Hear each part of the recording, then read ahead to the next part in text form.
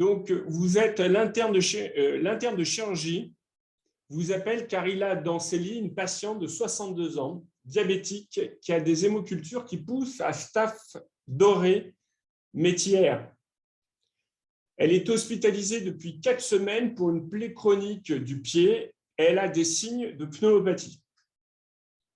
Elle est hypotendue. Elle a reçu 2 litres de soluté salée isotonique permettant d'obtenir une pression artérielle à 100/50 avec une moyenne à 67 mm de mercure. L'infectiologue propose de débuter rapidement une antibiothérapie par vancomycine-gentamicine et vous devez aider cet interne de chirurgie pour prescrire les posologies de cette antibiothérapie, car la patiente a une créatinine sanguine à 120 micromoles par litre et elle pèse 46 kg. Donc, tout de suite, la première question, que faites-vous? Est-ce que, pour moi, ce n'est pas une antibiothérapie adaptée et je remplace par ce que vous allez me dire? J'adapte les antibiotiques à la fonction rénale, c'est-à-dire dans les manuels, généralement le Vidal, par exemple, il y a gentamicine 2,5 mg kg et puis un vancomycine bolus de 250 mg, puis 500 mg par jour. Je considère que le rein est un organe secondaire en vieillissant, hein, et je mets de la gentamicine à 10 mg kg et la vancomycine a un bolus de 30 mg kg, puis 40 mg kg, ce qui fait à peu près 2 grammes par jour. Ou bien je téléphone à un ami qui me conseille les posologies suivantes. Donc, je vous laisse quelques secondes pour essayer de répondre à cette question. Vous êtes 27, 28 maintenant. Il y a 14, donc la moitié ont répondu. Est-ce que les autres ne souhaitent pas répondre ou allez, il faudrait essayer d'arriver jusqu'à 20. Alors, voyons les résultats. Donc, vous adaptez la gentamicine. Pour vous, ce n'est pas une antibiothérapie adaptée. Alors, la personne qui n'a mis pas l'antibiothérapie adaptée, par quoi elle remplacerait? Si elle peut mettre sur le groupe de discussion, c'est avec plaisir. Et sinon, vous téléphonez à un ami ou bien il y en a quelques-uns qui y vont franchement. Alors, est-ce que la personne a pu, celle qui voulait changer d'antibiotique? Alors, juste, c'est un peu en dehors du cas clinique, la daptomycine, là, étant donné qu'il y a des signes de pneumopathie, ce n'est pas l'antibiothérapie qui est recommandée. Et donc, c'est vrai que pour une patiente qui commence sans doute un sepsis sévère, voire un état de choc, la vanco-genta n'est pas forcément une mauvaise antibiothérapie probabiliste. Vous savez juste qu'il y a, vous n'avez pas l'antibiogramme précis, mais vous avez comme information qu'il y a un Staph métière. Alors, la bonne réponse, c'était ici. Je considère que le rein n'est sans doute pas un organe secondaire, mais on n'hésite pas à mettre des posologies qu'on utilise notamment en cas de choc septique. Alors, pourquoi? Un point rapide sur la pharmacocinétique, pharmacodynamique. Eh bien, comme vous le savez, en fait, vous allez injecter les médicaments au niveau de l'espace sanguin et donc, ça va donner une concentration sérique qui va varier dans le temps et cette concentration va déterminer la concentration dans le tissu infecté, sur le site infecté, mais aussi dans tous les autres tissus. Et donc, à partir de ce moment-là, eh bien, on va en tirer les effets thérapeutiques et les effets aussi toxiques. Et votre but, eh bien, c'est d'avoir un effet thérapeutique, donc traiter l'infection, mais d'éviter l'effet toxique. Et donc, un point sur la pharmacodynamie qui découle directement de la pharmacocinétique. Vous savez qu'en fait, on va catégoriser, il y a 3 catégories d'antibiotiques. Les antibiotiques temps dépendants, comme les pénicillines, les céphalosporines. L'objectif, c'est d'avoir un temps qui est le plus longtemps possible au-dessus de la concentration minimale inhibitrice. Et c'est pour ça, d'où l'intérêt d'avoir des médicaments qui sont délivrés par des pousse-seringues électriques sur 24 heures à dose constante.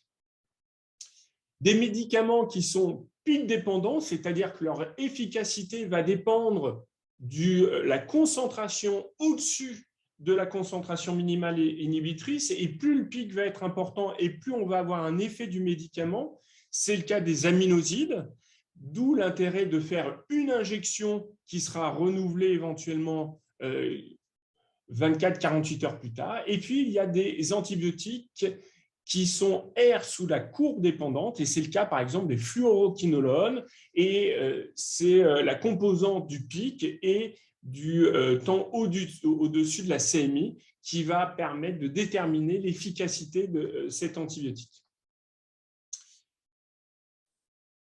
Juste pour vous montrer dans les premières 24 heures quels sont les facteurs qui conditionnent cette concentration d'antibiotiques et donc l'efficacité sur le tissu infecté, ça va être, c'est un joli travail de l'équipe de Bichat il y a quelques années, ça va véritablement être en lien avec la balance des fluides et notamment le fait que les patients ont reçu un remplissage assez important. Et dans cette étude, il y avait 33% des injections d'amicacine faites à 25 mg kg qui n'atteignaient pas la cible thérapeutique qui était 60 mg par litre.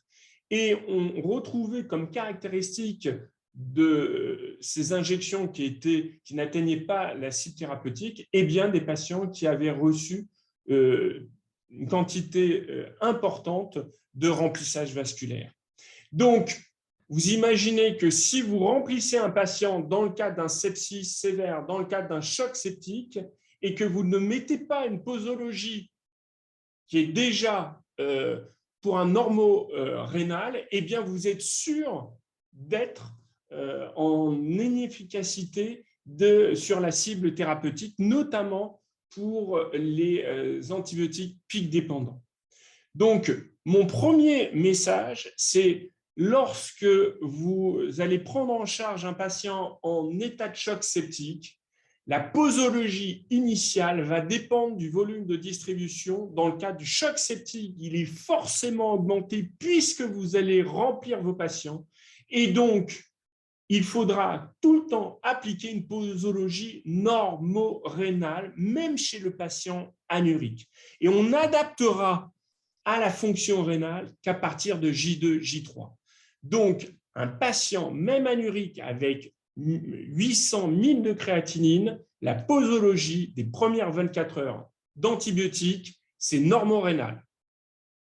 C'est les posologies standards que vous apprenez dans les cas des chocs septiques. C'est exactement pareil que s'il avait 60 de créatinine.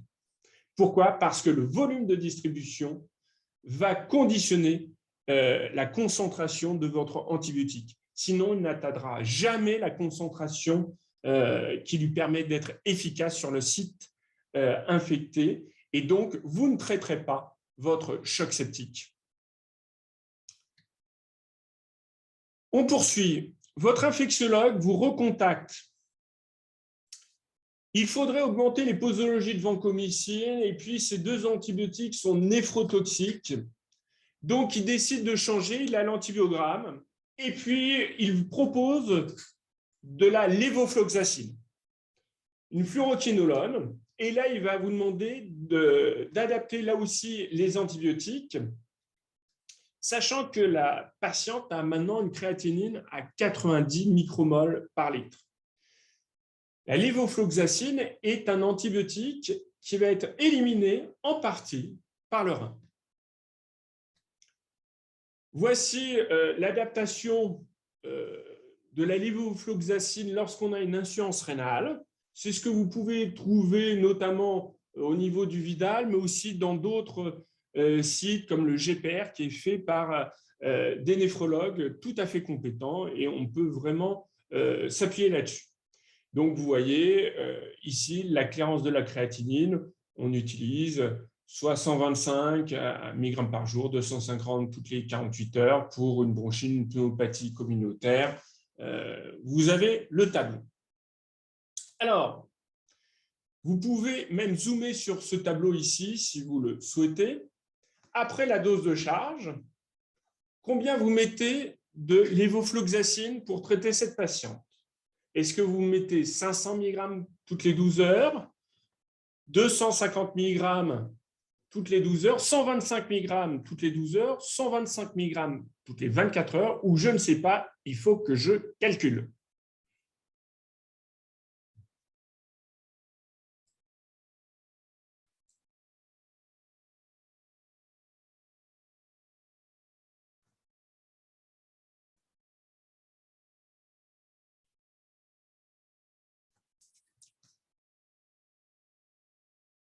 Je vous laisse quelques secondes.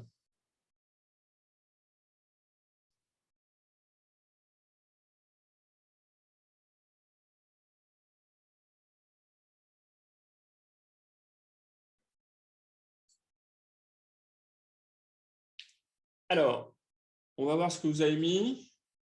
Je mets 500 mg toutes les 12 heures. Bon.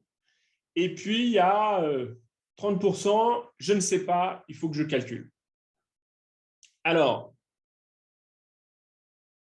la réponse que moi j'ai mise, c'est je ne sais pas encore, il faut que je calcule. Pour vous aider à calculer, pour voir si effectivement il fallait mettre 500 mg toutes les 12 heures, pourquoi pas, eh bien vous avez les informations suivantes. Cette patiente a une créatinine sanguine à 90 micromoles par litre. C'est une femme, elle a 62 ans. Elle pèse 46 kg, elle a une taille de 1,57 m. Elle a une créatininurie de 3600 micromoles par litre.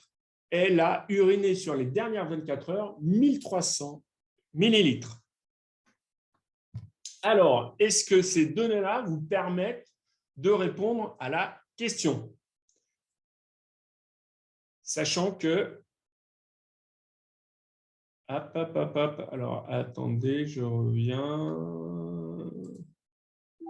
Oui, je vous ai donné là une des réponses. C'est pas grave. Si vous faites le calcul, eh bien, vous allez voir que la formule de Cockcroft, eh bien, ça vous donne 51 millilitres minutes par mètre carré 73. Le MDRD, on est à 56. CKD EPI 59 et l'UV sur P 44 millilitres par minute par mètre carré 73.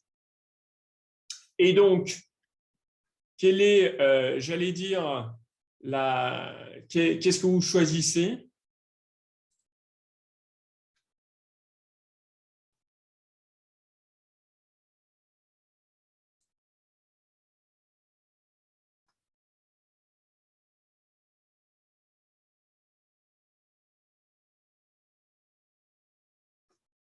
Quelle formule de calcul vous choisissez? Quelle formule de clairance de la créatinine vous choisissez pour adapter votre fonction rénale?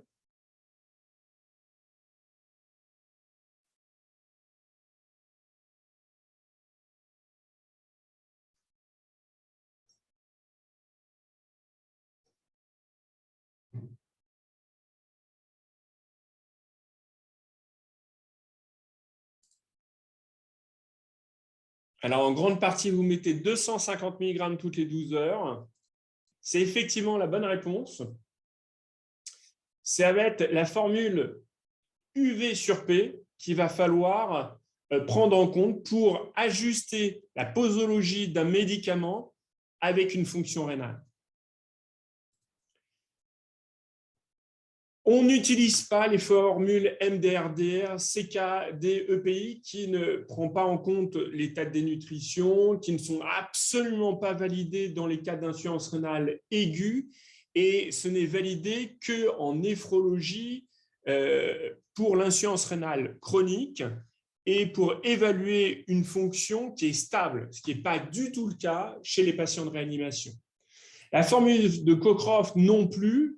Et un des premiers éléments, c'est quel poids choisir, puisque est-ce que c'est le poids du jour, d'admission, de forme?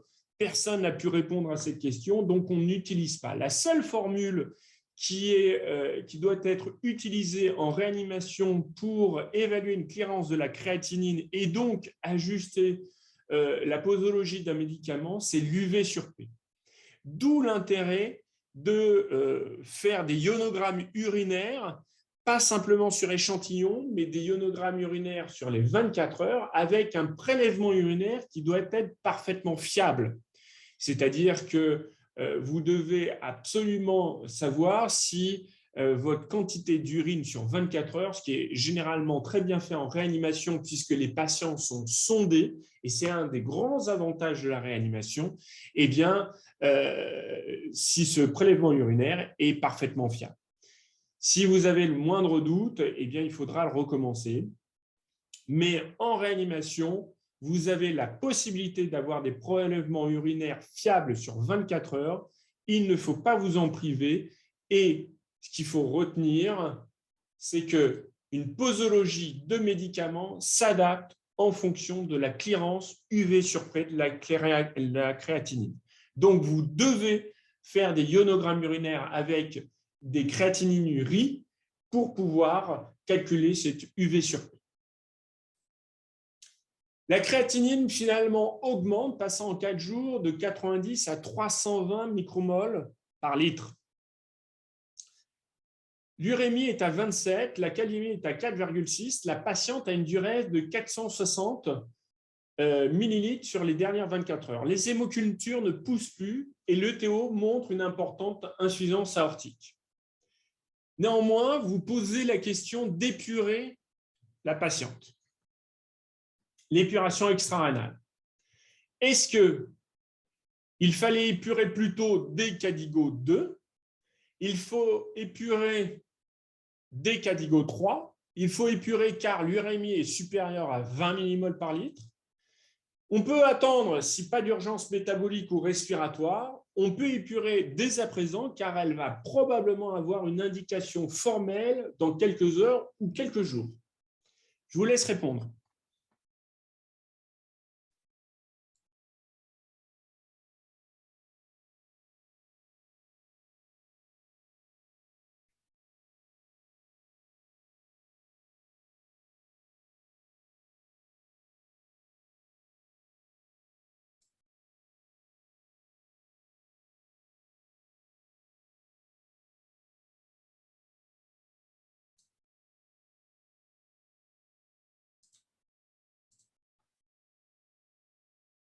Alors, vous avez eu des cours là-dessus, notamment par Stéphane Gaudry, qui est vraiment un des experts internationaux sur le sujet. C'est vrai, à 90%, moi je suis assez d'accord avec vous, on peut attendre si pas d'urgence métabolique. On va reprendre quelques points très rapidement. Comme vous le savez, maintenant, on n'épure plus pour éliminer les mauvaises humeurs. Ça a été une des grandes idées il y a quelques années où on pouvait éliminer les cytokines, les cytokines inflammatoires, pro-inflammatoires. Et donc, lors du sepsis, on éliminait les mauvaises humeurs et on gardait les bonnes. Bien entendu, c'est complètement utopique. Et les derniers papiers ont montré que l'élimination était en fait assez faible, avec très peu d'impact clinique. Et même en termes de mortalité, il y avait presque une tendance à une surmortalité dans le groupe épuration. Donc maintenant, ce qui est clair, c'est qu'on épure pour des raisons rénales, pour une indication rénale. Donc il faut avoir une insuffisance rénale pour parler d'épuration extra-rénale. Pendant des années, il y a eu ces études qui étaient observationnelles et avec une tendance vers une épuration précoce. Et une des grandes limites de ces études, c'est que personne n'était d'accord sur le terme précoce ou tardif. Et puis, depuis quelques années, il y a 5-6 ans, sont apparus des grands essais multicentriques qui ont comparé timing précoce, initiation précoce versus tardive de l'épuration extra-rénale. Mais comme on peut le voir déjà, malgré ces études extrêmement bien faites, dont la moitié sont françaises, eh bien, les termes de précoce et tardif ont des définitions, comme vous pouvez le constater, déjà différentes.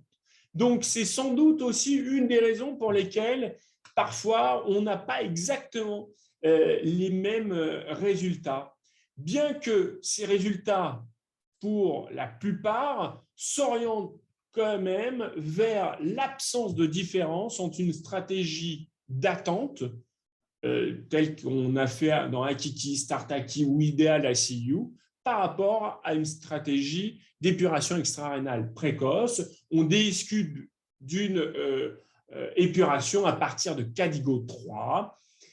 Néanmoins, c'est vrai qu'il faut parler de cette étude qui est sortie en même temps qu'Akiki, l'étude ELIN, qui est multicentrique et qui, elle, retrouvait un avantage sur l'épuration extra-rénale précoce par rapport à une épuration extra-rénale retardée. Et d'ailleurs, la seule étude qui a montré un suivi de cohorte, qui est pour l'instant publié, mais je sais que Akiki va sans doute essayer de publier aussi son suivi de cohorte, et bien montrer qu'il y avait un bénéfice qui était encore présent dans le groupe précoce par rapport à tardif 1 an plus tard.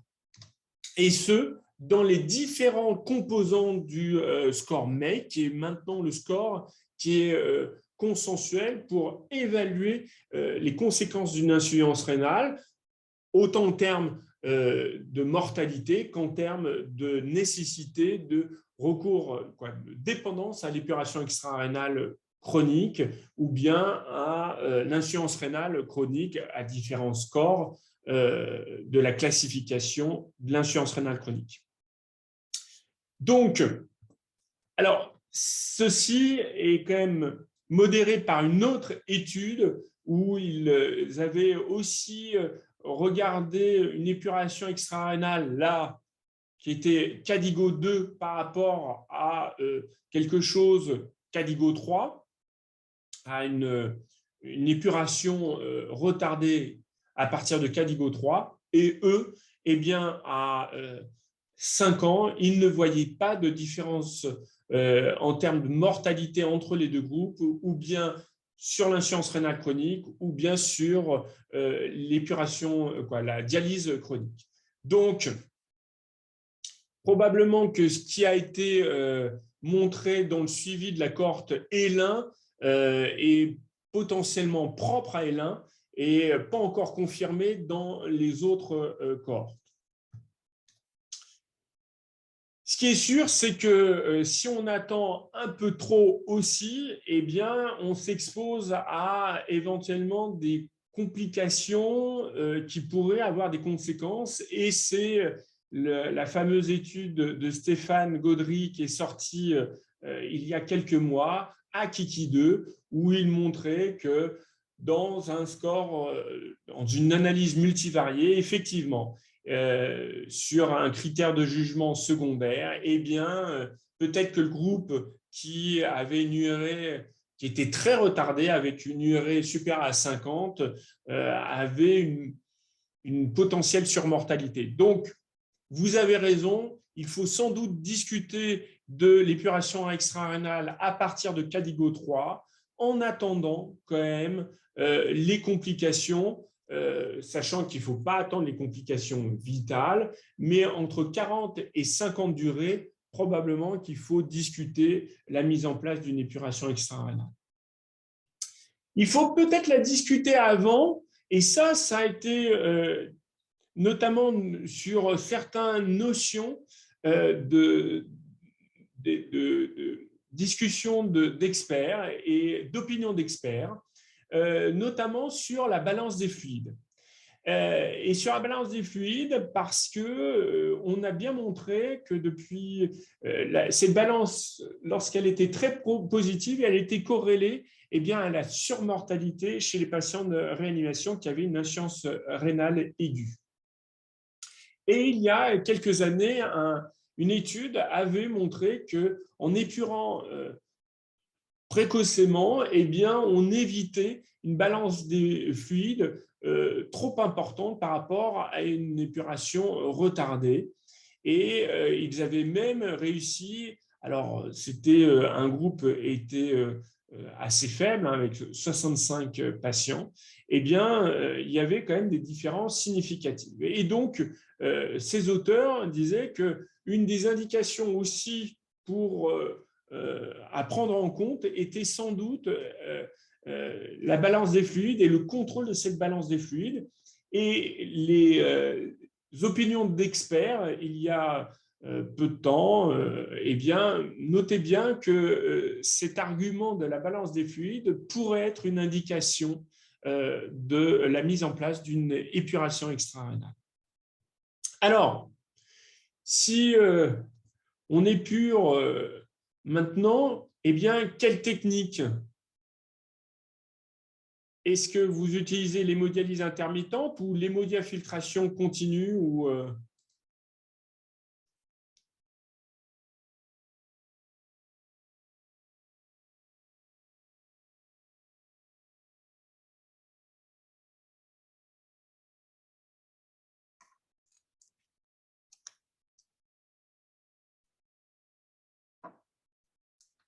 Alors, en majorité, et vos réponses, oui, on peut utiliser véritablement, moi j'ai mis les deux techniques, il n'y a pas de problème, à partir du moment où vous les maîtrisez, il n'y a aucun problème. Juste un point, il y a quelques années, où vous allez voir que la littérature s'est arrêtée pour ces deux techniques, on les compare plus depuis quelques temps.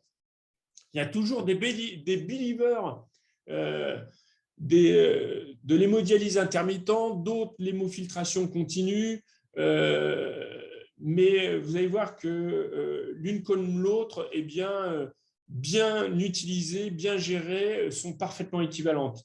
Il y a quelques années, il y avait une revue Cochrane qui montrait aucune différence de mortalité intra-hospitalière, même aucune différence chez les patients qui avaient des hypotensions. Et pendant des années, quand même, on a cru qu'il fallait utiliser les techniques continues pour éviter justement de déséquilibrer la tension artérielle, les patients sous AMI. Ce n'est absolument plus le cas, puisque chez les patients chez qui on respecte des paramètres de sécurité en hémodialyse intermittente, ils ne font pas plus d'hypotension artérielle. Et les quelques études qui ont été réalisées quelques années plus tard montraient exactement les mêmes résultats, c'est-à-dire une équivalence, y compris dans le sous-groupe des patients qui nécessitaient des drogues vasopressives. Alors, il y a quand même encore une question sur la comparaison entre ces deux techniques qui, pour l'instant, n'a pas encore de réponse très claire.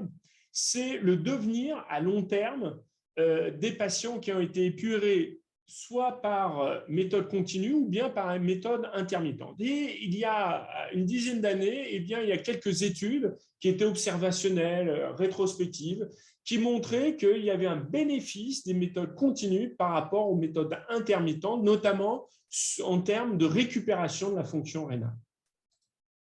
Alors, quand on regardait, on faisait des méta-analyses, on s'apercevait, comme là aussi les méta-analyses réalisées sur le timing, que les études observationnelles montraient cet avantage des méthodes continues. Par contre, lorsqu'on prenait des patients qui étaient inclus dans des essais randomisés contrôlés, on ne retrouvait plus cet avantage des méthodes continues par rapport aux méthodes intermittentes. Et les dernières j'allais dire, travaux qui ont comparé les deux techniques, qui ont été faits par le groupe Outcome Rea, en essayant vraiment d'ajuster au mieux les comorbidités chez ces patients. Eh bien, montrer que très clairement, l'instabilité hémodynamique, ont confirmé les choses, c'est strictement NS. Et probablement, lorsqu'on appliquait, maintenant, vous le savez, lorsque ceux qui font de l'hémodialyse intermittente utilisent ces méthodes de précaution pour éviter les hypotensions lors de l'épuration extra-rénale, en mettant une concentration du bain en sodium généralement supérieure à 145, en ayant un débit sanguin plutôt réduit au début de la session d'épuration, puis augmenté au fur et à mesure, une température de bain qui est inférieure à 37 degrés, et puis surtout ne pas faire de déplétion chez des patients qui sont instables hémodynamiquement ou qui ont des doses de noradrénaline en augmentation. Si vous respectez ces consignes, ces conseils, il n'y a aucun problème. Ce qui était assez intéressant, c'est que effectivement, dans cette méta-analyse d'Outcome Rea, eh bien, on s'apercevait que lorsque il y avait une méthode continue qui était utilisée, eh bien, de toute évidence, on arrivait à sans doute un peu mieux contrôler la balance des fluides.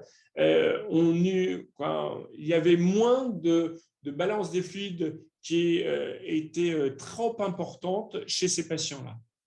En revanche, il y avait peut-être un intérêt à utiliser la méthode intermittente chez les patients qui n'avaient plus du tout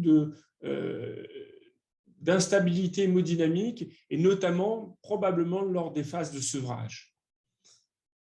C'est pour ça que peut-être si vous avez les deux techniques à disposition et que vous pouvez utiliser ces deux techniques et que vous savez les manier aussi bien l'une que l'autre, peut-être qu'au début de la prise en charge, de manière à éviter une balance des fluides trop importante, une épuration extra-rénale continue pourrait être intéressante.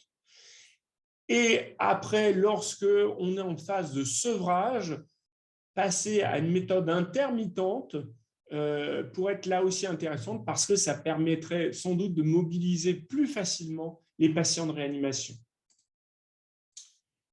Et une autre étude qui est ancienne, mais qui est une des rares à avoir étudié cette question de la balance des fluides, et qui, là aussi, était plutôt en faveur des méthodes continues pour maintenir une balance des fluides équilibrée par rapport aux méthodes intermittentes.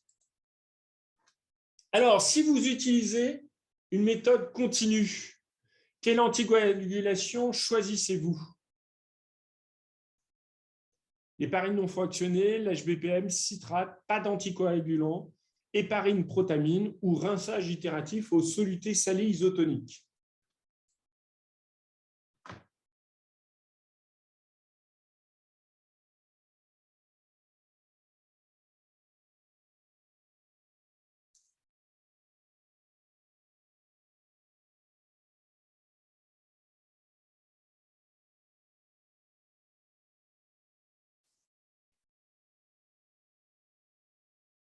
Alors, quels sont vos résultats? Oui. Alors, pour moi, la bonne réponse est très clairement… Alors, la question était au singulier, donc si vous devez en choisir qu'une seule, très clairement, c'est le citrate. Maintenant, une épuration extra-rénale continue se fait au citrate. Il y a une littérature ancienne qui montrait que la durée de vie des hémofiltres était incontestablement allongée avec l'épuration extra-rénale au citrate par rapport au groupe héparine.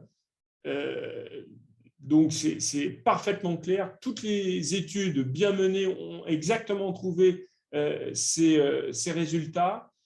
Les experts, lors de recommandations CADIGO, on préconisait qu'en cas de patients qui étaient soit avec des contre-indications avec des risques de saignement, eh bien, il fallait utiliser un anticoagulant régional au citrate, donc une technique continue. Et ça a été le bénéfice de continu par rapport du citrate par rapport à l'héparine a été confirmé dans ce papier qui est sorti il y a 1 an et demi de l'équipe de Zarbok c'est la même équipe qui a fait ELIN et donc qui montrait très clairement qu'il y avait un bénéfice en termes de durée de vie des hémofiltres. C'était extrêmement clair et qu'il y avait même une tendance sur un avantage en termes de mortalité après ajustement chez les patients qui étaient épurés au citrate. Probablement qu'on manquait de puissance pour vraiment confirmer cette donnée-là. Donc, il y a maintenant, si vous faites les techniques continues, et c'est tout à fait possible, vous ne pouvez pas faire une technique continue sans utiliser de citrate. Donc, vraiment, je vous encourage à apprendre l'anticoagulation régionale au citrate lorsque vous apprenez à manier les techniques continues. Alors, maintenant, pour aller un petit peu plus loin, puisqu'on est toujours dans le cadre d'un patient qui va être épuré, mais qui a des médicaments, et notamment qui est en cas de choc septique. Et qu'est-ce qu'on fait lorsqu'on a des médicaments et qu'on est épuré? Donc, quels sont les éléments qui impactent sur l'épuration de mes antibiotiques? Est-ce que c'est l'albumine, l'albuminémie, le débit de substitution de la technique continue, le débit sanguin, la durée de la séance et les poids moléculaires de l'antibiotique?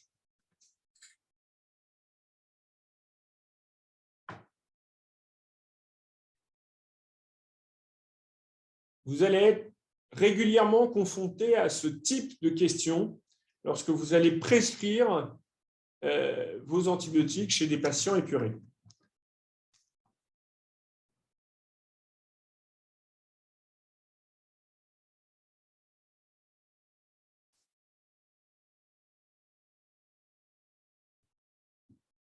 Alors, qu'est-ce que vous mettez comme résultat? Eh bien, essentiellement l'albumine, le débit sanguin, le poids moléculaire des antibiotiques et le débit. Oui. Alors, les bonnes réponses, eh bien, tous ces éléments impactent sur l'épuration des antibiotiques. On va essayer de faire simple, mais pour que vous ayez des messages clés. Les facteurs qui sont liés à l'épuration d'une molécule, que ce soit un antibiotique, mais un anticonvulsivant, n'importe quel médicament, eh bien, premièrement, c'est son poids moléculaire. Le cut-off d'une membrane d'épuration, c'est 30 kg d'Alton. Au-dessus, on n'épure pas. L'albumine, c'est 68 kg d'Alton. Comme vous le savez, lorsqu'on fait une épuration extra-rénale, on ne diminue pas l'albuminémie. Alors, je vous reparlerai de l'albumine parce que, comme vous le savez, les médicaments se fixent à l'albumine, certains. Et donc, la plupart des médicaments, et notamment des antibiotiques, sont de poids moléculaire faible. Les plus gros sont à 1,5 kg d'Alton. Donc, ils peuvent passer assez librement cette membrane d'épuration extra-rénale. Par contre, certains d'entre eux sont liés aux protéines et notamment à l'albumine. Ce qui fait que lorsque le médicament, s'il est petit, même s'il est lié à l'albumine, il ne passera pas à travers la membrane extra-rénale. Il ne sera pas épuré. Et comme vous pouvez le voir, la rocéfine, c'est un petit médicament, mais il est lié à 95% à l'albumine. Donc, elle ne sera jamais épurée par une technique d'épuration extra-rénale intermittente ou continue. En revanche, la nicacine n'est liée qu'à 10% à l'albumine. C'est un petit médicament, ce qui veut dire que si vous injectez, si vous faites une épuration extra-rénale après une dose d'amicacine, il va être épuré en grande partie. Alors, ça peut être ça peut ne pas être forcément un inconvénient parce que l'objectif, c'est d'avoir un pic et non un temps pour l'amicacine. Donc, si vous faites une dose très forte et vous atteignez votre pic, et c'est là où vous allez avoir votre efficacité, et puis après vous épurez, eh bien, vous avez obtenu votre efficacité avec le pic. Par contre, vous n'aurez pas d'effet sur du long terme. On dit, et il est convenu, qu'une fraction libre inférieure à 20%, c'est-à-dire plus de 80% moins de 80% de liaison à l'albumine, eh bien, l'impact de l'épuration extra-rénale est négligeable. Donc, plus vous avez des molécules qui sont liées à l'albumine, et plus votre épuration extra-rénale ne va pas avoir d'impact sur la concentration d'antibiotiques. Si par contre, votre forme libre est très importante, eh bien, l'épuration extra-rénale va éliminer votre antibiotique et risque de très clairement vous mettre en sous-dosage, en sous-concentration, et vous n'aurez plus d'efficacité au niveau tissulaire. Un autre point, c'est la charge ionique. L'albumine est chargée négativement et certains antibiotiques sont chargés soit positivement, comme la gentamicine, soit négativement, comme les céphalosporines. Et ça peut soit attirer, soit repousser les antibiotiques. Et donc, la combinaison du poids moléculaire, de la fraction libre ou la fraction liée à l'albumine et de la charge ionique détermine le coefficient de sieving, qui est le coefficient de tamisage. Et ça, eh bien, c'est ce qui va permettre de savoir si une molécule est épurée complètement ou non par votre méthode d'épuration extra-rénale. Ce qu'il faut retenir, une petite molécule non liée va passer très librement la membrane d'épuration extra-rénale. Une molécule, même petite, mais liée à l'albumine ne passant pas la membrane d'épuration, eh bien, va rester dans le compartiment sanguin. 2-3 autres points clés sur l'épuration extra-rénale.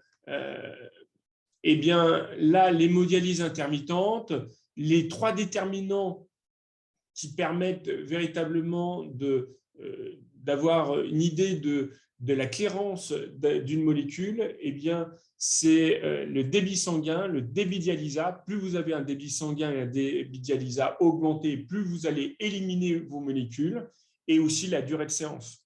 3 heures, 4 heures ou 5 heures, vous allez épurer d'autant plus.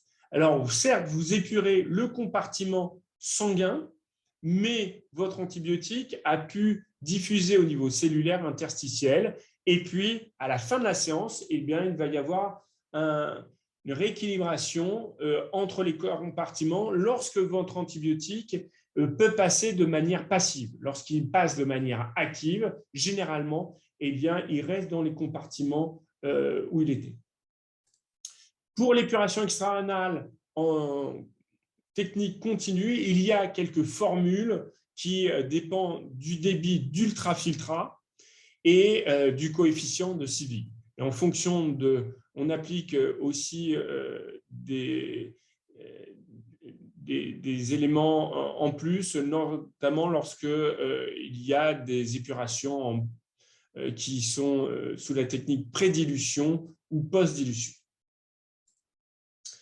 Ce qu'il faut retenir, c'est qu'il y a un impact aussi lorsque la fraction d'épuration dépend essentiellement de la clairance rénale. Lorsque vous avez une clairance qui est non rénale, qui est endothéliale, qui est hépatique, bien entendu, il y a moins d'impact là-dessus.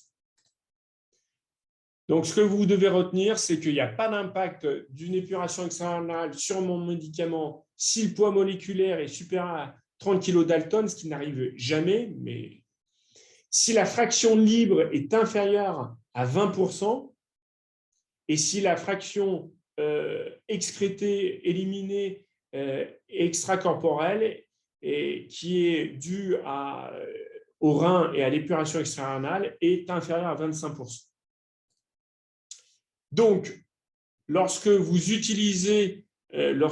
prescrivez un antibiotique et que vous utilisez aussi une épuration extra-rénale, vous devez regarder la liaison à l'albumine, votre volume de distribution et les différentes excrétions urinaires, hépatiques, endothéliales.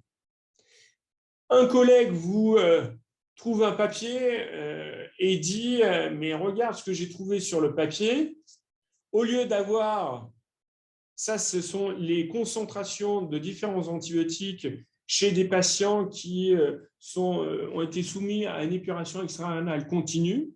Et ici, vous avez la dose observée versus la dose prédite. Et au lieu d'avoir ici une diagonale entre ce qui est prévu, ce qui est observé et la même chose que ce qui est prédit, eh bien, on a une ligne horizontale. Ça veut dire qu'on a sans doute mal prédit ce qu'on a observé. Et effectivement, c'est souvent pas faux parce que l'albuminémie des patients de réa est différente de celle des volontaires sains, même si ça peut s'en approcher, c'est-à-dire que les liaisons à l'albumine ont été étudiées en pharmacodynamique chez des volontaires sains. En réanimation, on a très peu de données et surtout, on a une saturation des membranes par des microthromboses. Alors ça, c'était surtout vrai lorsque on utilisait les techniques, une anticoagulation par héparine. Maintenant, par le citrate, eh bien, il faudrait refaire complètement ces études-là.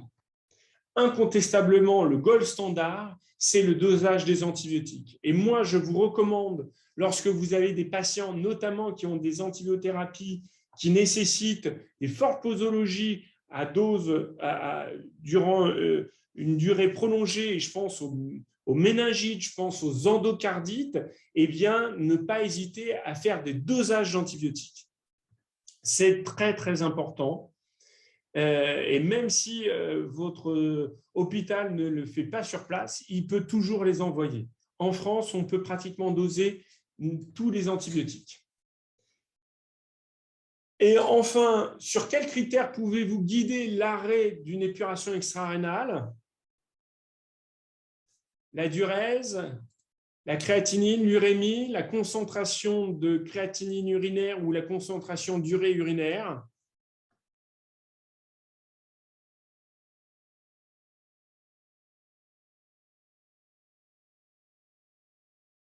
Ça sera ma dernière question.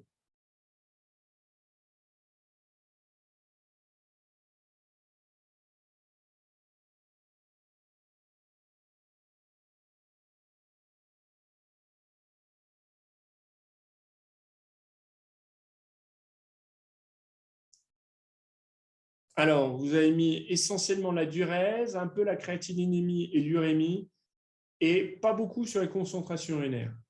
Alors, les réponses moi, que j'ai mises, c'est la diurèse et les concentrations urinaires et d'urée ou de créatininurie.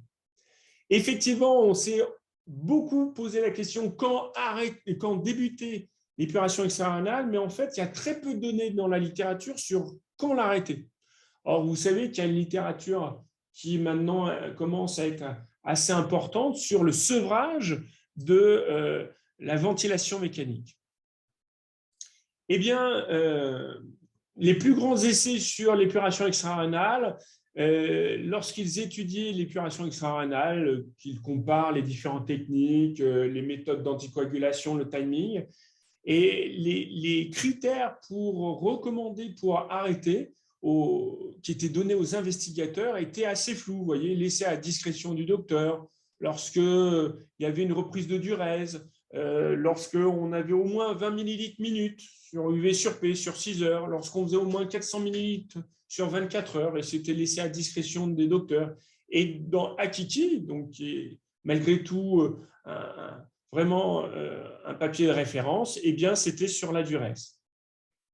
Alors, en fait, sur la diurèse, effectivement, ça repose essentiellement sur une seule étude qui date maintenant un peu plus de 10 ans. C'est une étude à partir d'un essai observationnel multicentrique prospectif, une analyse post-hoc, où eh bien, les auteurs montraient que lorsque on avait une durée d'au moins 430 millilitres par jour sans diurétique et 2 litres 300 avec diurétique, eh bien, c'était sans doute des points qui combinaient la meilleure sensibilité et spécificité pour un sevrage de l'épuration extra-rénale chez le patient de réanimation pour une insuffisance rénale aiguë. Alors, ce qu'il faut savoir, c'est que le rein, c'est avant tout, il urine, mais son but dans la vie, eh bien, c'est de concentrer les toxines, les déchets toxiques. Et donc, on a fait une étude à Clermont-Ferrand et en parallèle, mais de manière indépendante, à Montpellier, sur justement ce critère de concentration urinaire. Et on a vu que nous, à Clermont-Ferrand, on avait une urée urinaire qui était au moins de 1,35 millimoles par kilo par 24 heures, ce qui correspondait à peu près à 100 millimoles par 24 heures, eh bien, ça avait une sensibilité, une spécificité des critères de sevrage de l'épuration extra-rénale chez les patients ayant une insuffisance rénale aiguë assez intéressante. Et la même chose a été retrouvée non pas sur l'urée urinaire, mais sur la créatinine urinaire avec un seuil de 5,2 millimoles par 24 heures. Et donc, on va lancer une étude pour tester ces critères de sevrage lorsque le rein peut concentrer l'urée ou bien la créatinine urinaire. C'est que sans doute, il a des fonctions qui lui permettent une autonomie de l'épuration extra-rénale. Voilà. En conclusion, l'épuration extra-rénale pour une cause rénale, pas pour autre chose. Il faut sans doute commencer à aborder la discussion de l'épuration à partir de Cadigo 3, mais l'attente n'est pas délétère, sachant qu'il ne faut pas attendre trop longtemps. Au-delà de 50 millimoles par 24 heures d'urée, il faut sans doute se poser des questions et on fera toujours très attention au contrôle de la balance des fluides. Il faudra peut-être même avancer cette initiation de l'épuration pour bien contrôler la balance des fluides. Équivalence en termes d'efficacité sur les méthodes continues par rapport aux méthodes intermittentes. Les méthodes continues maintenant ne doivent se faire qu'avec l'anticoagulation régionale au citrate. Et lorsque vous voulez arrêter une épuration extra-rénale, posez-vous la question de la diurèse et regardez des critères urinaires d'urée ou de créatinine. Pour le côté pharmacocinétique, pharmacodynamique, posologie initiale des 24 premières heures, normorénale, quelle que soit la fonction rénale, puis on adaptera avec la clearance UV sur P créatinine, pas autre chose. Et lorsqu'on aura une épuration extra-rénale à mettre en place, on regardera la liaison du médicament à l'albumine, le volume de distribution et ses excrétions urinaires et hépatiques. Et il ne faudra surtout pas hésiter à faire des dosages d'antibiotiques. Votre objectif, ça va être de prendre en charge les patients pour avoir une concentration d'antibiotiques entre la dose toxique et la CMI pour avoir une efficacité. Et durant tout le séjour du patient, eh bien, le patient pourra avoir une variation de sa fonction rénale et même nécessiter une épuration extra-rénale pendant quelques jours. Et pendant toute cette période-là, eh bien, vous devrez adapter la concentration des antibiotiques, mais aussi des autres médicaments de manière à rester dans cette bande étroite de concentration toxique et de concentration efficace. Voilà, et juste le mot de la fin, dans mon expérience personnelle, la balance bénéfice-risque était plutôt en faveur d'un surdosage que d'un sous-dosage. Un sous-dosage conduit le plus souvent à un échec thérapeutique. le surdosage, généralement, on arrive à contrôler l'effet toxique. Et c'est terminé, on a terminé. Avez-vous des questions? Je suis à votre disposition, si vous le souhaitez, sur le groupe de discussion. Est-ce que c'était assez clair? Est-ce que vous avez des questions? A priori, non. Pas plus que cela. Eh bien, écoutez, je vais vous souhaiter une très bonne soirée et bonne continuation. Au revoir.